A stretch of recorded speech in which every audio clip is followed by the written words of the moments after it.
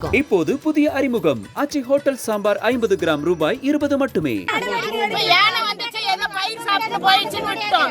சிறுத்தை வந்து வீட்டு பக்கத்துல இருக்கிற குழந்தைய தூக்கிட்டு போயிடுச்சு. ஆட்டோ புடிச்சு விட்டுட்டோம். மாடு வந்து தூக்கிட்டு போயிடுச்சு விட்டுட்டோம்.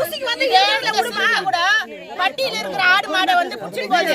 நாங்க சொன்னோம் வந்து போட்டோ எடுத்துன்னு ஒரு நியூஸ் சின்ன நியூஸ் இங்க வந்துச்சு. சிறுத்தை வந்துச்சு. இன்னைக்கு குழந்தைய சாப்பிட்டுச்சு. இன்னும் நிறைய குழந்தைங்க இருக்குது. இந்த சைடு ஃபுல்லா வீடு இருக்குது. தலைமுறையா இங்கதான் சார் இருக்கிறோம். எப்பவுமே வந்து இந்த மாதிரி சிறுத்தை வந்துச்சு, யானை வந்துச்சு, பாம்பு வந்துச்சுன்ற தகவல் எங்க தாத்தா எங்க அப்பா காலத்துல இருந்து எதுவுமே தெரியாது சார் எங்களுக்கு. இப்பதான் சார் தச்சையெல்லாம் அவங்களா கொண்டாந்து விட்டது சார். ஒண்ணு புடிச்சுட்டு போயிடுங்க, உங்களால பிடிக்க முடியலன்னா ஒரு உள் வேலையாவது எதனா ஒரு அமைச்சு கொடுத்துருங்க சார். நாங்க இந்த மாதிரி இழுப்பு